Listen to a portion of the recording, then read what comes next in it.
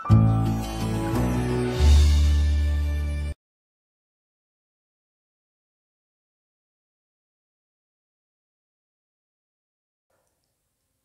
салқындағанда дүкендерде көп сатылатын жемістердің бірі ол құрма. Аталған жеміс жаңа жылдық дастарханның айнымас бір бөлігі. Құрмада қызғылт сары пигмент, бета-каротин көп кездеседі. Ол аллергияның қозуына әкеледі. 3 жастан асқан балаларға құрма жеуге болады, дегенмен оны көп тұтынбау қажет. Өйткені шамадан тыс жеу терінің сары түске боялып, каротинді сары ауруға себеп болады. Дәмі ауыз қуыратын құрманың құрамында танин көп кездеседі. Танин дегеніміз медицинада дәрі үшін, тұрмыста қырғыш ретінде қолданылатын емен және басқа ағаштың қабығынан жасалған ұнтақ. Оның асқазанға әсері қатты. Оның әсерінен ересектің іші қатса, асқазаны әлсіз балалардың ас қорытуы бәсеңдейді. Видеоны соңына дейін көріңіз. Сіз естіп білмеген ақпараттың болатынына сенімдімін.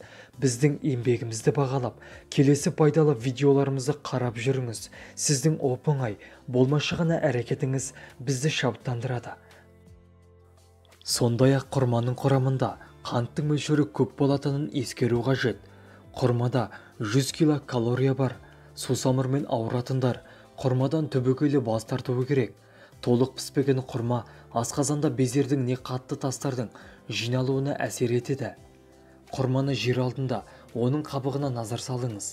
Қара дақтары бар, қабығына зақым келген құрмадан аулақ болған жөн. Өйткені оның сыртында зиянды микробтар болуы мүмкін. Ол іштің өтуіне, жүректің айнуына және ағзаның әлсіреуіне себеп болады. Шамадан тыс тұтынбай, белгілі бір мөлшерде жесеңіз ғана құрманың пайдасын сезінесіз. Оның құрамында көптеген пайдалы микроэлементтер бар. Магний тамырлары босаңсыса, калий ағзадағы артық заттарын шығарып, қан қысымының төмендеуіне әсер етеді. Пектиндер болса, токсинді заттарды жояды. Оған қоса, құрма йодтың таптырмас көзі. Дәрігерлер күніне 2 құрмадан көп жемеуге кеңес береді. Адамның асқа деген тәбетін жақсартып, жұмысқа деген қабілетін жақсартады. Фруктоза мен глюкозаға бай. Бұл жеміс жүйкеңізді тыныштандырып, ұйқыңызды қалыпқа түсіреді. Ғалымдардың зерттеуі бойынша, құрманы көп жейтін адамдарда өкпедегі қатерлі дертпен ауру кем кездеседі екен. Құрма құрамындағы магний бүйрекке тас жиналмаудың алдын алады. Сондай-ақ ағзаңыздағы тұзды шығаруға көмектеседі. Мәйегін жарақат алғанда немесе күйген жерге жақса тез жазылады. Дәрігерлер құрма жемісін тіс жиегі жиі қанайтын жандар, туберкулез дертіне шалдыққанда көбірек жеуге кеңес береді.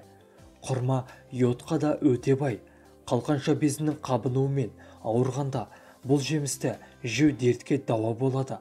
Қаныңыз аз болса, бұл жемістің өзінен немесе жапырағынан шай жасап ішуіңізге де болады. Құрма құрамындағы моносахарид жүрек бұлшықеттеріне пайдалы. Құрма құрамындағы А және С дәрумені иммундық жүйеңізді көтеріп, суықтаудың алдын алады. Барлық апельсин жемістеріндегідей, құрмада бета-каротин түрінде А дәрумені өте көп. Құрманың 100 граммынан организм осы маңызды элементтің күнделікті нормасының 12%-ын алады екен.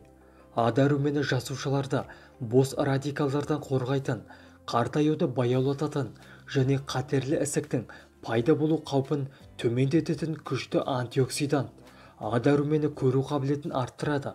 Витамин А ағзадағы жетіспесе, адамның қараңғыда және ұзақтан көру қабілетін нашарлайды.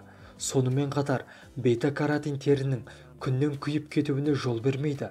Ол теріні ультра күлгін сәулелердің зиянды әсерінен, құрғақтықтан және жарықтан қорғайды. Құрма А дәрумені бета-каротин түрінде болуы өте маңызды.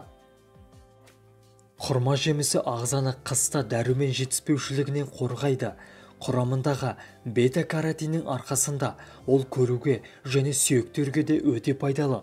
Калий мен магнийдің көп мөлшері жүрек қан тамырлар ауруларының алдын алады. Сондай-ақ құрамындағы темір көп болғандықтан ол гемоглобинді арттырады және де анемиямен күреседі екен.